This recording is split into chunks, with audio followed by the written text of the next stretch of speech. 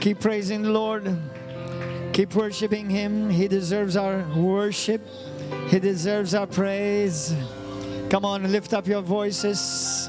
Magnify the King of Kings and the Lord of Lords on this new day, on this blessed new Sunday. Pray in the Holy Ghost right now. Prepare our hearts to receive the infallible, the unchangeable, eternal Word of God. Let us make a decision to let the Holy Spirit speak to our hearts this morning and receive and apply the Word of God wherever we need in our lives right now. Hallelujah. Sabraba, make a conscious choice today that today is a new day in your life. It's a new beginning in your life. Rabababa sukata. Come on, everybody, lift up your voices. Magnify Him in your own language, in the heavenly language. Jesus. We worship You, Father. We thank You for waking us up. Thank You for giving us another day. Thank You that Your mercies are new every morning. Thank You that Your love and Your grace is in abundance towards Your children.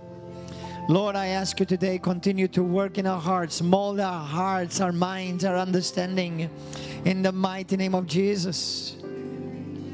Hallelujah. Oh, blessed Savior, receive glory, honor, and praise, not just through the song and the music, but through everything that we do, through everything that we say, every decision that we make. Hallelujah. Cleanse us by the blood of Jesus.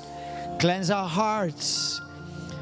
Uproot everything in our hearts that may be not of You, oh God. Sometimes there are things in our hearts that we have not dealt with. Sometimes there are things in our hearts that we're afraid to deal with. But let the Holy Spirit, the best surgeon, operate in our heart.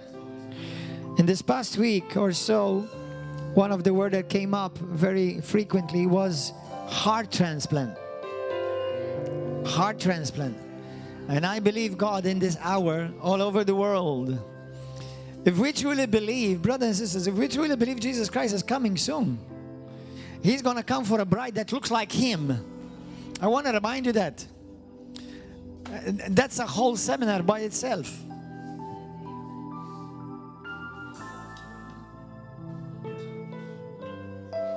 Think about it. Don't think about me, how God is trying to change me.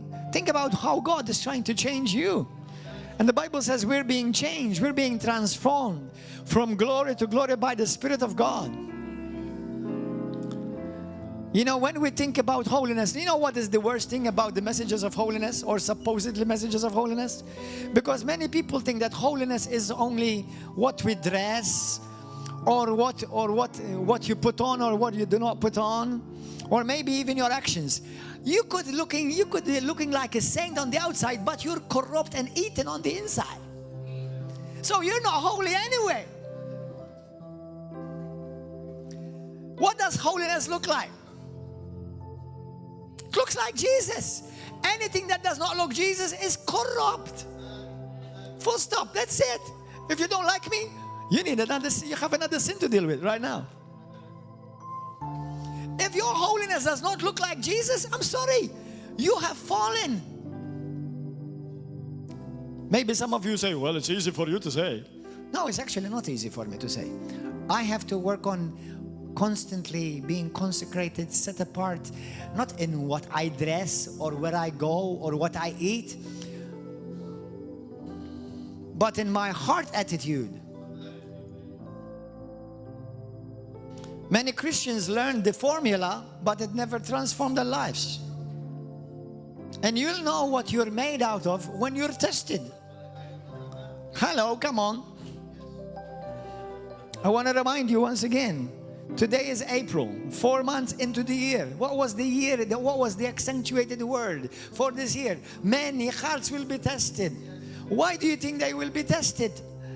Because God wants we all know it. We all know it. You know this in Christianity.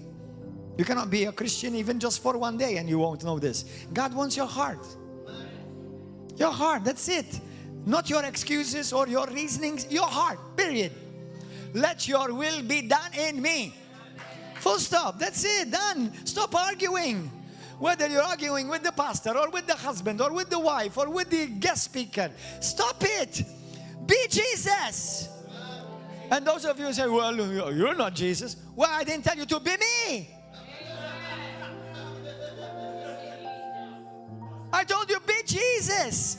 And if your pastor looks like the devil, still be Jesus.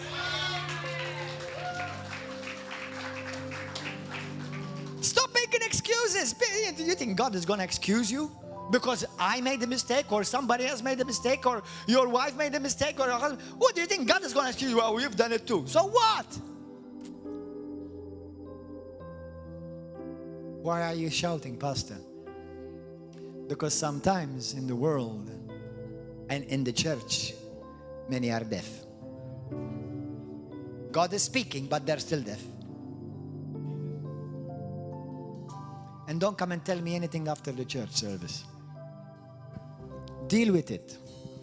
My job and your job is to be another Jesus. Full stop. He didn't tell you be like your pastor. The only time where Paul says imitate me is that in what area I look like Jesus, there you have to imitate me. Simple as that. 1 Corinthians 11:1. Imitate me as I imitate Christ. Where I don't. And if I don't use it as an excuse. Well, if Pastor did it, I can do it too. No. Your standard is always Jesus. It never changed. Amen. Listen, pastor, the apostle, the prophet, they're in the process too. You understand? None of us have arrived. We're all growing. And I want to remind you that even the greatest apostle, God addressed him as son. Don't forget that. When I go to God, I don't go to him as an apostle or a pastor. I go to him as a son.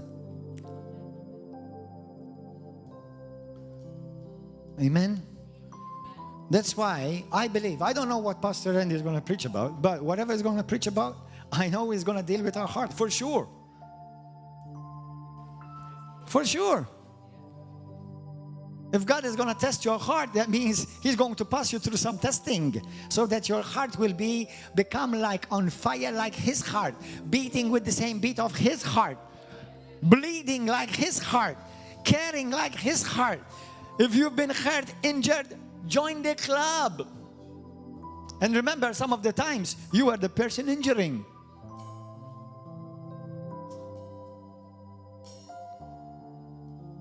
Because I've been hurt, I've been injured. Do you realize that sometimes you are on the other side, the one injuring?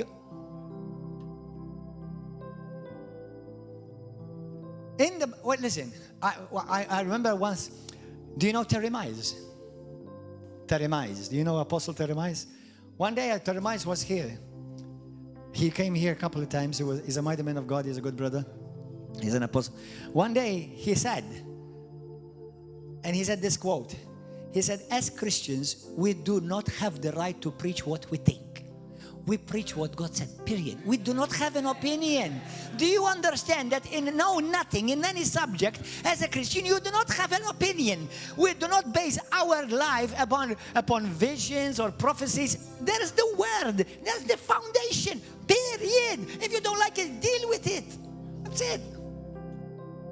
The Word. People want to be trusted, and people want to be given authority. That's the Word. There's the Word. Listen, I'm subject to the Word of God. Before I am subject to an apostle above me, I'm subject to the Word. If there is a prophet of God and he gives me a word that goes against the Word, I'm sorry, hogwash. Throw it away. Dunk it.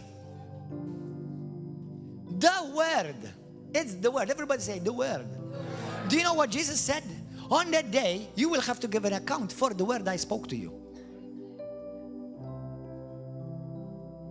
Yeah. So please, listen, if we're going to grow, me and you have to become a manifestation of the word.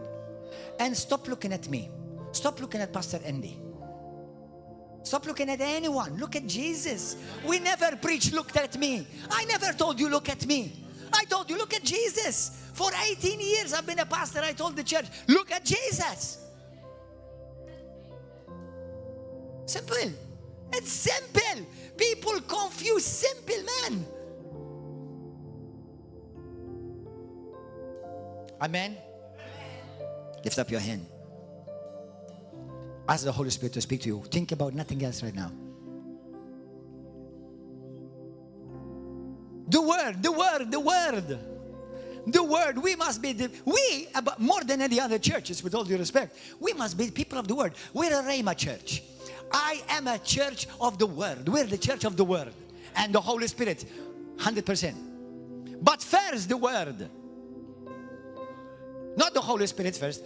First the word. Because everybody can say, well, the Spirit said. Let me see if it's in the word. Let me see if this is a principle of the word. Do you understand? If I offended you in something, you deserved it. What? Yeah, that's because you were looking at me. I never told you to look at me. I told you to look at Jesus.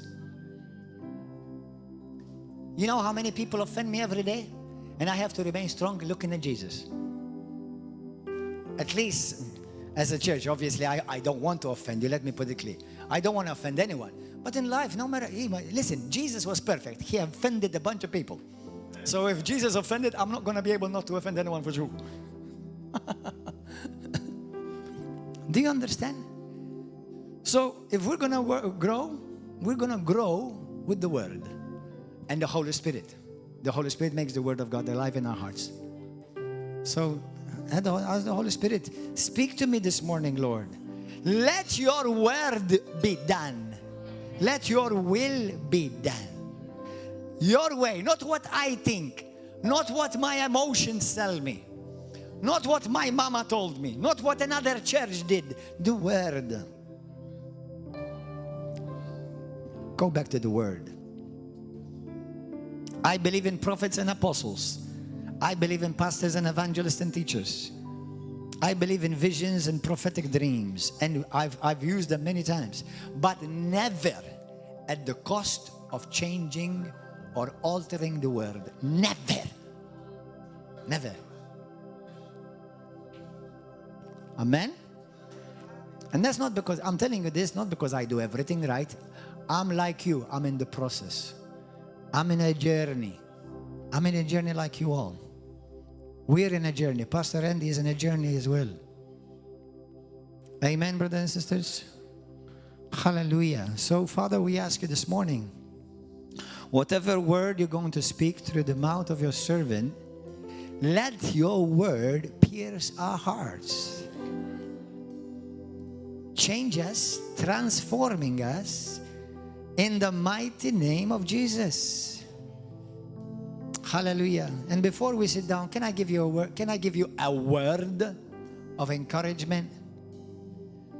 Brothers and sisters, number one, try to be delivered from Facebook. Second, stop looking for prophetic words that agree with what you believe. Do you understand? Stop looking for prophetic words from this prophet, that prophet, this prophet. We're becoming ridiculous. Certain Christians are becoming ridiculous. Stop it. Stop it.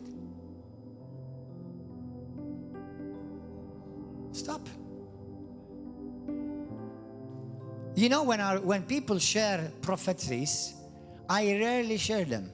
When people share scriptures, I always share them. Because the Bible says, judge prophecies.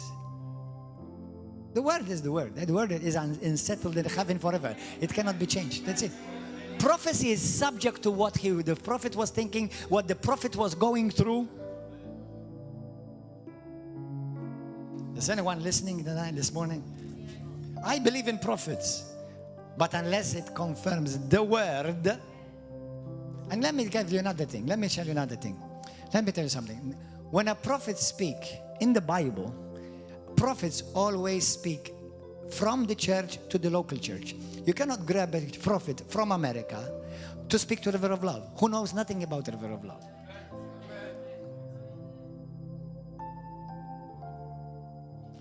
I don't care if she's Chinese, Japanese, African, or English. The prophets in the book of Acts, when they spoke from the local church to the local church. Yes, there are prophets who may speak international, worldwide, to all over the world. But listen, if I'm going to listen to a prophet in this church, if I'm going to listen to a prophet or prophetic word, I'm going to see if that prophet is rightly aligned in this church, and then I will see if they're obedient, they're in harmony with what God is doing here. So I will know that their prophecy is not corrupt. Do you know prophecy can become witchcraft? And it will mess up a whole church. We are not known as a church for prophecy. We are known as a church of the Word and the Spirit of God. And that's how I want us to be always known. And love. Always love. Because no matter what you have to do, you have to always flavor it with the love of God. Always. If the love of the Father is not in it, it's going to be carnal and fleshly and demonic. Do you know that there is certain wisdom that the Bible calls demonic? Now, I believe in wisdom. But do you know the Bible talks about that there's a certain wisdom that's actually demonic wisdom?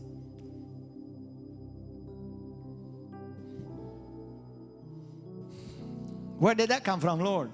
I don't know. Somewhere within this reservoir on the right side of my stomach, somewhere here. Okay.